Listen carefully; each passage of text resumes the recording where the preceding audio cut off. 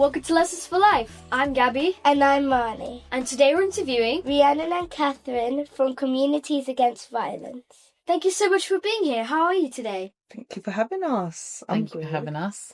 Can you tell us about Communities Against Violence? Is this something you started? Yes, I can. So Communities Against Violence started a couple of years ago just on social media on Instagram, and I set it up as a page to kind of raise awareness and to post things to help signpost parents and maybe any young people that might need any help. And it's just grown from there, from strength to strength. I met Katherine at Mothers Together March in Slough, and it was for anyone that had lost a young person to knife crime. At the time, I didn't know that Katherine had lost her son, Kamari, and we just hit it off from there. And from then, she's joined Communities Against Violence, and we've gone from strength to strength and done so many things. I'm very sorry about your loss. Thank you so much, ladies. Very sorry. Thank you. Thank you. What is the end goal for your work? So the end goal is where we can have a future where every young person can thrive without fear from violence. It's really important to us that we make a safer environment for the young people. So another end goal for us would be that every young person, like we said, can thrive without fear, but also can be themselves without worrying about being judged, without worrying about somebody making fun of you, just to be yourself and the best version of yourself. And whatever you want to do in life, whatever you want to be, you should be able to fly your wings and be that. So as long as we are being our true selves, I also would like to emphasize that you should treat people how you want to be treated. So And that nobody should think it's okay to take the life of someone else. although your actions have consequences, it doesn't condone taking somebody else's life. Your son is looking down on you to make sure you're safe, so you don't have to worry. He's always With us, with me, with, I hope. yeah, I hope with so. you guys. Thank you so much. He'll be with Mummy. you forever. Thank you. And I think he'd be so proud of his mum right now. Would you like to tell us some things about Kamari? Yes. So Kamari was such a big character. He could make anybody smile. If you was feeling sad, he would definitely make your day brighter. He also enjoyed football, even though he wasn't any good at football. But he did that to keep fit. So he was very slim. He was tall, nearly 6 foot. Very handsome young man, he was. But yeah, he was my only son. So he gave me everything that I was missing in life. He was my world. Thank you for sharing. Thank you so much, ladies. We're interviewing you as the part of the Lessons for Life campaign. Why do you think the Lessons for Life campaign is important? I think it's so important because there isn't just one deliverance for all the schools for young people to learn. And I think that there's so much that could be taught around how to keep safe in the community and other things that young people need to learn, which is life lessons, not just your standard English and maths.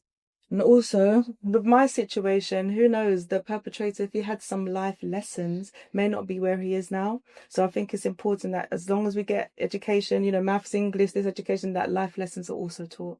What problems in society do you think education could fix? So I think education can fix a lot of problems. So that we can start off with emotional intelligence and things like that, teaching the young people. But education, we can prepare them for what's to come later on in life. There's so much that you can do in prevention. So you go to school, you're there more, you spend more time at school than you probably do at home. So there's so many things that can be taught, and that it can be that prevention, that awareness of the things that you are going to face in day-to-day life. So it's just about preparing you for when you're going to be young adults. Yes. What do you think adults need to understand about what young people go through? I think there's so many things that change in the times. Even me now, at my age, I think it's different for a new parent that might experience. Things are changing so much. The world of social media, the peer pressures that are on young people. There's a lot of things that you have to live up to, even things like music. So many of us listen to music, and there's so many things that can be taken from those words in the songs. We might look up to certain people. We want to look a certain way. We feel we have to be a certain way. And all those pressures just need to be stripped back. And everyone just needs to be able to be themselves. And we shouldn't have to worry about being like somebody else.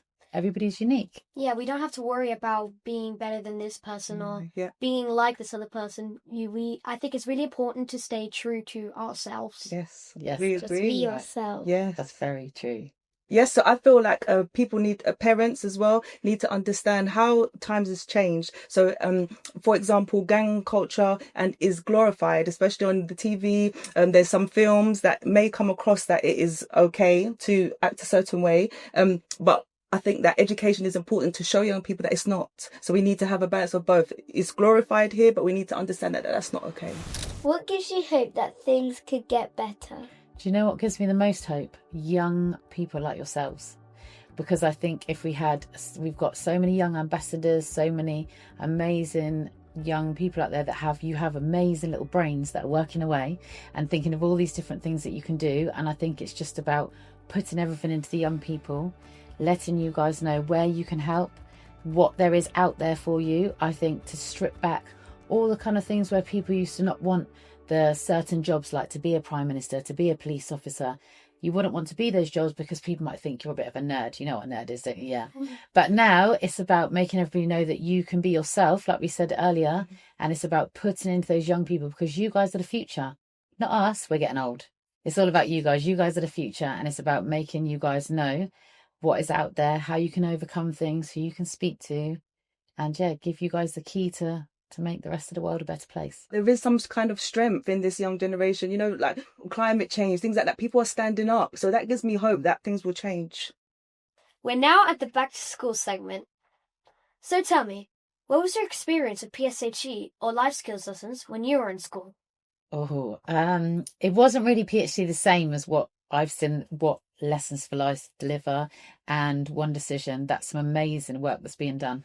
When I was at school, we were taught things like cooking, how to iron a shirt, how to do a bit of sewing. They were the kind of things we were taught. So you guys are a lot more advanced than me. I don't know about you, Katherine. So I didn't have much PSHE. We didn't. With the same, I did food cooking, like food technology, I think it was called back then. So it's very, very, very, very good to see what life lessons are doing. It's so many different subjects. There's so many different topics that all come under PSHE. So that definitely was not interesting in my time.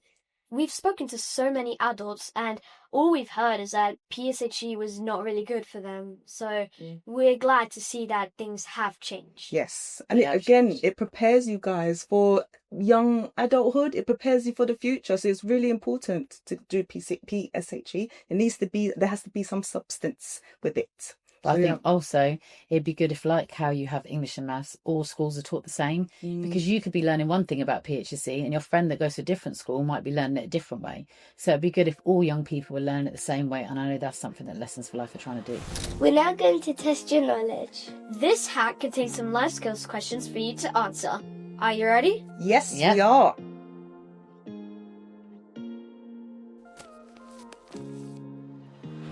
The topic is keeping safe. How can children help make their community kinder and safer? So at Communities Against Violence, we do something which is called a Community Action Day, which is one of the many things that we do. So in that, we will invite the whole community to come together and lots of different organisations, so we can show that local community what's on offer, if they need any help, what is out there for the young people and how they can stay safe. So we've had some before, and we've had life lessons come along. We've had lots of other organisations come along, like the Ben Kinsella Trust, and we've had Faz Amnesty come, and we just put on a whole day where it's free for the community to come along. We have food, we have speeches, we have stalls, just so that everyone can see that there is other people out there that are there to support you, and you really aren't alone. That sounds lovely. So at CAV, we offer a lot of services that's going to make the environment a lot more safer for children. But I would encourage other children to look out for each other. So yes, come to organisations. We, like ourselves, we can help you, we can direct you into the right place, but definitely just look out for each other. Question number 2. What action could you take if you saw someone fighting or being hurt in your neighbourhood? Oh, that's a really good question. You know, normally we ask that question to young people like yourself. So I think what we would say to young people is that as much as you want to get involved to help your friend or to try and stop it, you should really go and try and find a trusted place, a trusted adult. So if you're out in a park, you need to go somewhere where that you might see other people. You might need to go into a shop and ask for help, because you might not have a phone on you, but you need to get somewhere where there's lots of other people and you can get help for your friend or the people that you're seeing fighting. But definitely walk away from it. Don't stay. by that fight. You need to get away and get help. And the last question is, what should you do if a friend tries to force you to do something that feels wrong or unsafe? Okay, so if somebody's trying to force you, first, I'm sure you can use your own knowledge to know whether it's right or wrong. And if you're struggling, definitely ask somebody first before you make a decision or make that choice. But if you feel inside in your gut feeling that it's wrong, it most probably is. So go with it, okay? And you know, one thing I always say as well, that if you have decided you felt pressured into going there with your friends because you didn't want to look like the person that's missing out, or you didn't want to lose your friend, or you thought people might make fun of you, you get there and something doesn't feel right, then like Katherine said, you trust that instinct and you leave. You just make an excuse. You say that you forgot the time and you need to be home. Whatever you need to do to get yourself out of that situation is what you should do. I feel that we should never do something that we feel is wrong. That is so true. But sometimes young people do kind of end up in a situation they didn't want to be in. A true friend should never make you do something that makes you feel unsafe. But you're right. Your good friend, a real friend, would not make you do anything that you shouldn't be doing. Katherine and Rhiannon, can you tell me what has been your biggest life lesson to date? As we mentioned earlier, I lost my son last year to knife crime. It's definitely put into perspective that life is very, very short. So a life lesson that I've learned is that life is short, so make the most of it. And I would agree with Katherine. I think it's about life is too short. And I also think I have this motto that kind of what doesn't break you makes you stronger. And I think everything we go through in life can make us be a stronger and better person. That is a lovely quote. Oh. Thank you. If you could change one thing about education, what would it be? So now that it's statutory at all schools to be taught first aid, we would like CAV especially to push for it to be more than just standard first aid. We want it detailed so that everybody feels comfortable. If any incidents was to happen outside, they'll be able to tackle it or be able to help. So how to know how to stop a bleed. Like you said, so you could fall and hit your head. If you're out and you fell on something sharp and you were bleeding, that you would know what to do, how to stay calm and how to put that pressure to stop that wound. If you could teach children one thing before they leave primary school, what would it be? So I think it's like what we just said in the last question around the first aid, but I think another key thing is for all young people to learn a bit about anger management and how to manage their emotions. I think that that's really important. Would you agree, Katherine? Yes, I do. You could literally change your life in a split second just based on your emotions. So if everybody had some idea of emotional intelligence before primary school, leaving primary school, I reckon it'll make a big difference. Yeah, I think so too. Good. Before we finish our interview, is there anything else you would like to say for our viewers today? I just would like to let everybody kind of know a little bit more about what we do and how that on our website that we are at the moment trying to build some resources that will be going together for companies like Lessons for Life, One Decision, where there'll be resources that can go into schools of how to make people feel safe, about things like domestic violence and things like exploitation and how to stay safe out in the community. But also what we do at Communities Against Violence is it can kind of act like a hub. So if someone contacted us and wanted help and we couldn't help them, we would signpost them onto someone that could. We wouldn't just shut the door and tell them that that's not what we do. We'd make sure that we pass them on to somebody else. We cover a lot of things around awareness, but we also try and help support families, whether that's families that have been involved in violence themselves or they have lost someone. Because like I said earlier at the very beginning, that's how me and the wonderful Katherine met. So it was through her being a bereaved mum, and that's kind of where we met, and our story started from there.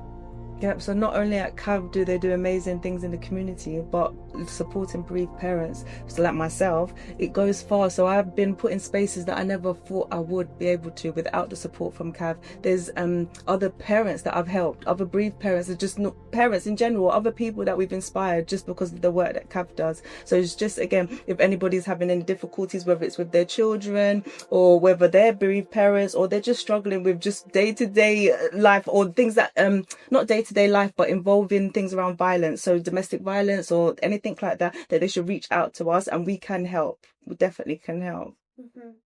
So one of the other things is, like we said, with supporting Katherine and her losing her son, it was very important to us at Communities Against Violence, and by me having that relationship with Katherine, that we can make sure her son's story gets out there. Kamari, I don't know if you want to touch a bit on that, Katherine, as well.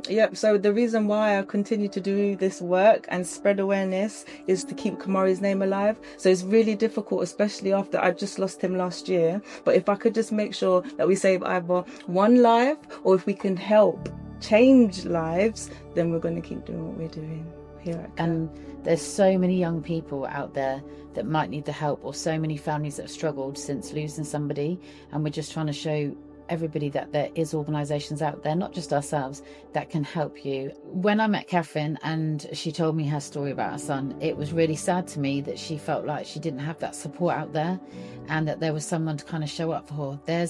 When you go through what Katherine's been through, there's so much that can happen with court processes and lots of other things. It's probably a bit hard for you girls to understand at the moment, but it was very hard for her, and it was just important to me to let her know that there's somebody that will fight her corner and that will be there for her. And we've just had an amazing friendship come from it, and we've decided together we're going to try and tackle the world and try and make sure that no other young person and family has to go through what Katherine has been through. If there are any other people watching this who need help with these things, how could they reach you? So they can go onto our website, which is communitiesagainstviolence.co.uk.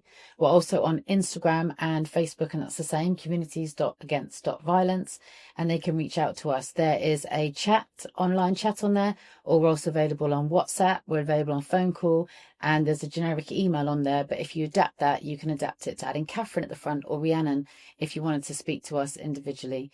But there's lots of things on the signpost, and we have our amazing partners on there, which One Decision, Lessons for Life are part of, and there's also other partners on there where you can go to if you need any help. I think the work that you are doing is really important, and I really hope you make a big difference in the world someday. Yeah, I'm really sorry for what you've been through. Thank you so much, Thank you so ladies. much. And we really wish you guys all the best, because honestly, I've spoken to some adults and they're not even as sensible as you guys. So I really wish you guys all the best. And I can see turning on the TV one day and you guys being some big top reporters doing interviews. Thank you so much. We love talking to you today. Thank you. We've loved Thank you so being much here. for having us. To find out more, visit lessonsforlife.org.